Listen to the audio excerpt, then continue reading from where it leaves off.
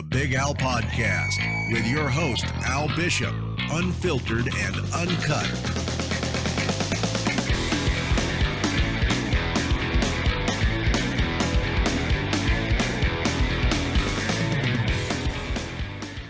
Hello and welcome everyone. I'm joined today over the phone by JP Bays.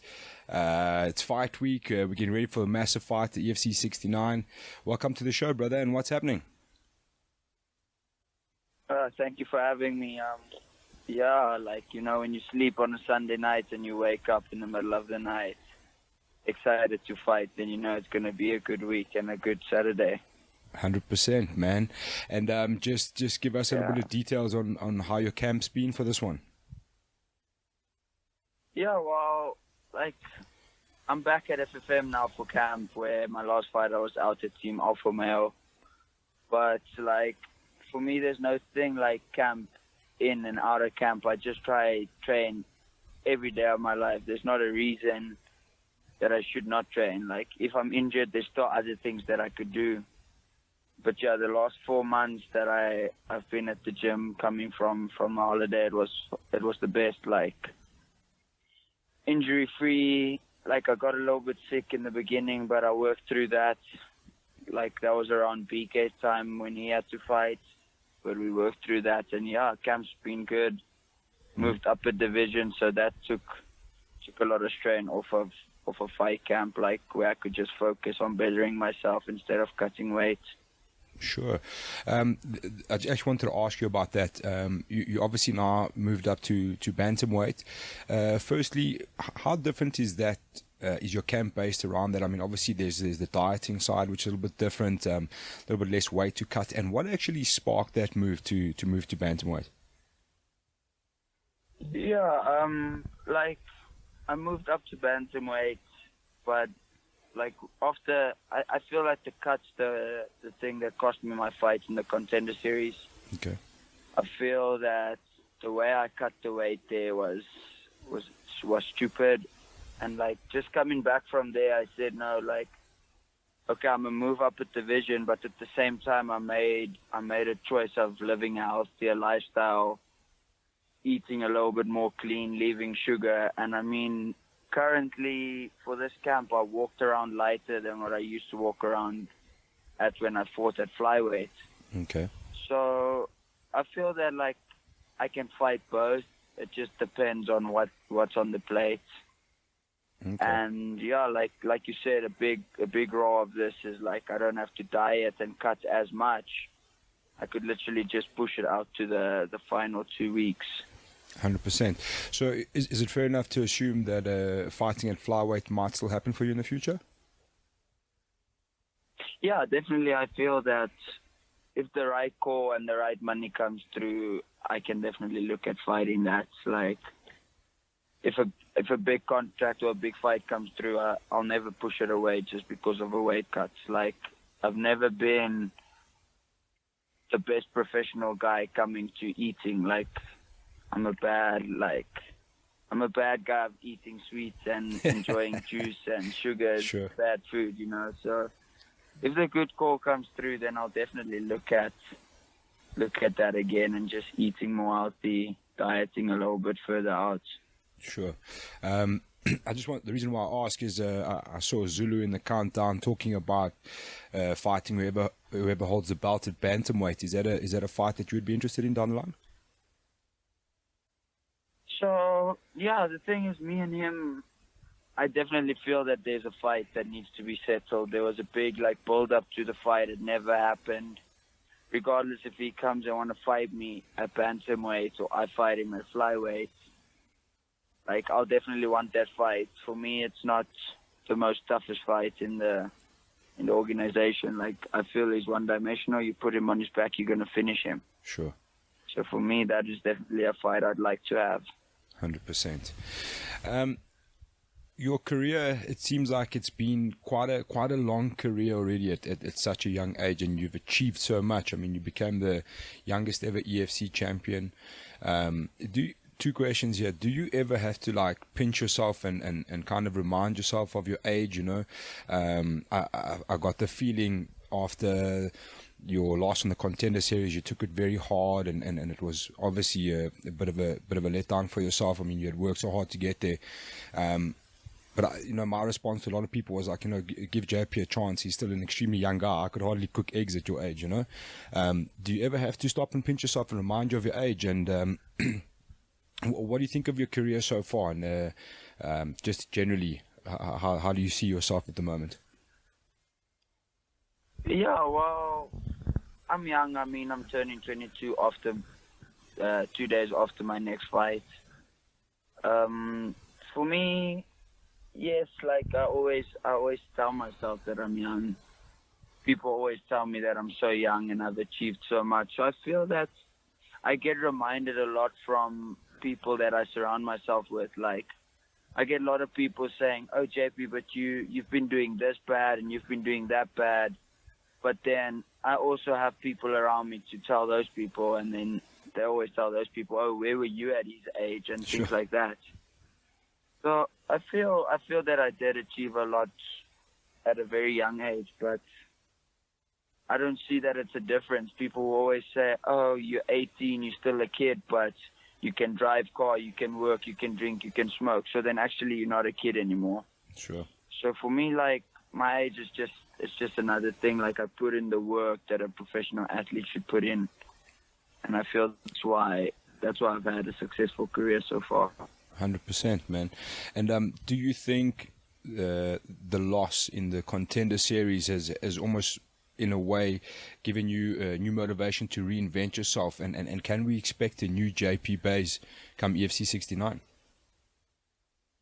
Yeah, for sure. I feel that, like, other than my weight cut and stuff, I've definitely found more motivation from my last fight. Like, just in a full round MMA career, I feel that I have to change things, and that I will change things up in this next fight.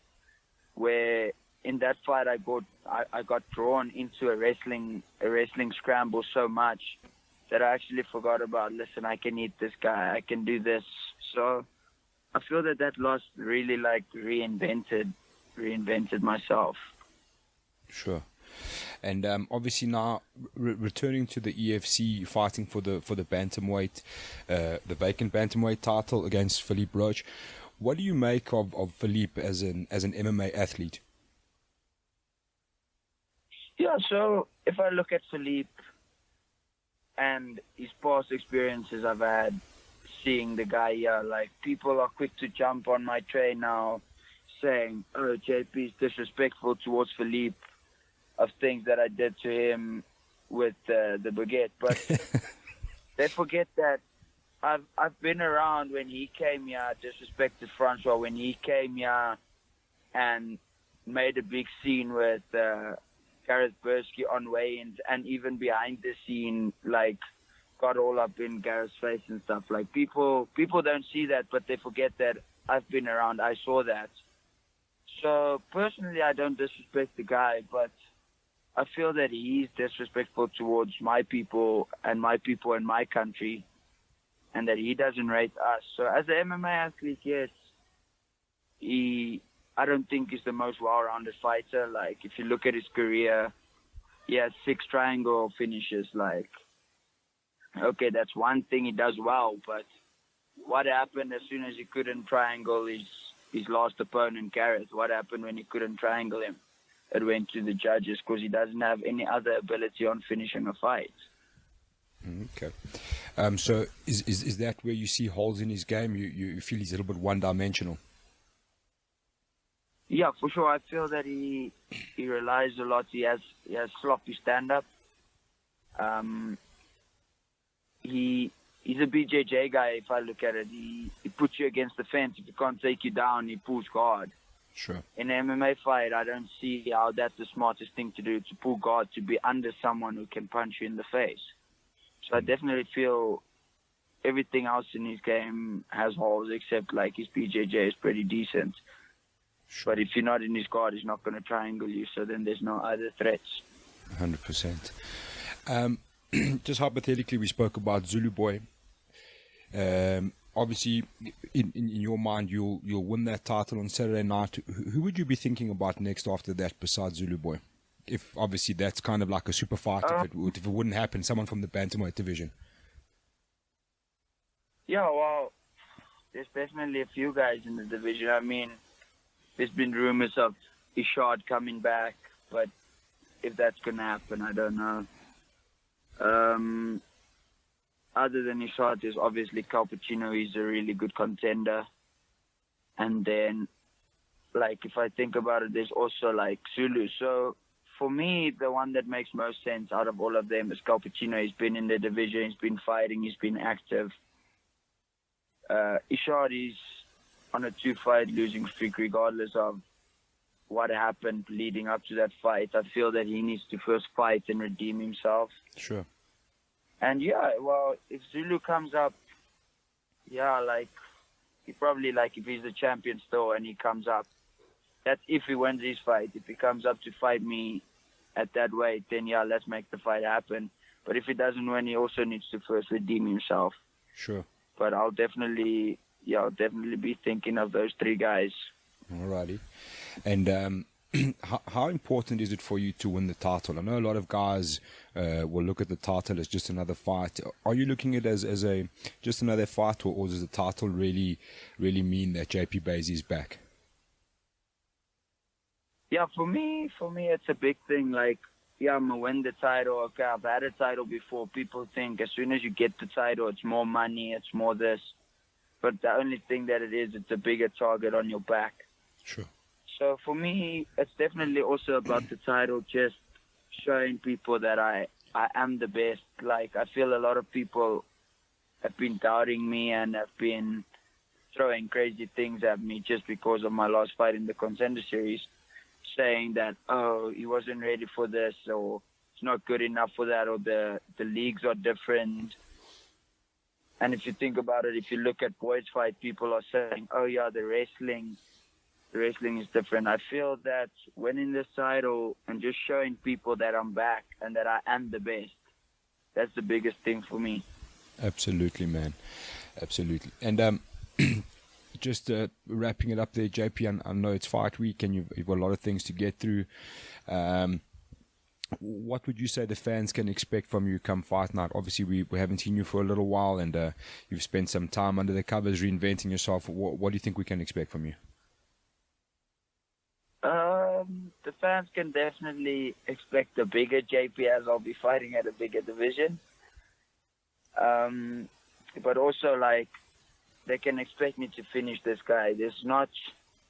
I'm not going in there to fight this guy for 5 rounds. I'm literally going in there to take his scalp and finish him as quick and hard as I can. Yeah, and I'm excited to just show them my new tricks and my new fighting style. 100%, man. And would you have any last messages for the Frenchman, Philippe Roache? To him, yeah, I just want him to have a good cut so that when I beat him, that him and his people and all the other doubters can't say that I beat an injured guy or a guy with a bad weight cut. I just hope everything runs 100% smooth for him so that when he loses, he knows he lost and there's nothing else he could have done. 100%. And lastly, JP, I have to ask this question. We touched it on earlier. The French Baguette.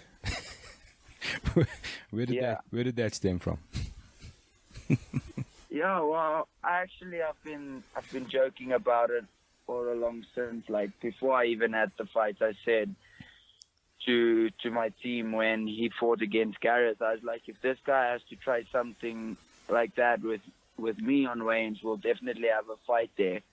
I was like, actually, I should start the whole thing and have the French roll. I actually planned on smashing the thing on his face, but yeah, he was pretty calm. So I was like, okay, well, let's not go overboard. Let's just tease the guy a little bit, okay, and see if he gets all excited like he did the last time. But he was pretty cool. So it's like, yeah. Maybe you'll get another role sometime. 100%, bro. Well, brother, thank you so much for your time, man. I know Fight Week's always hectic and there's a lot of things going on, and we really appreciate it, but and we wish you all the best of luck for the rest, and we hope the little bit of cut that you do have goes well and the rest of the camp goes well, and can't wait to see you fight night, bro, and all the best. Sweet. Thank you. I appreciate it. Thanks, brother, and we'll catch up with you soon. Good. Yeah, perfect. Thank you. 100%. And we are out. I hear some people are booing me. How dare you? How dare you? I won this fight. Are you blind or what? Philippe Roache, are you kidding me? Unbelievable. JP looks for the takedown. Nice throw. Beautiful throw by JB Bays, and once again he's on top. Ladies and gentlemen, Zulu Boy. You can't stop him. Zulu Boy is the king of the flyweights. The Scorpion, Kutendana. Marino does it in dramatic fashion, getting the tap out. Wow. It's Bays versus Roache for the vacant bantamweight title, and Zulu versus Kutendana for the flyweight title. EFC 69, April 28th, Carnival City. Tickets and broadcast information at efcworldwide.com.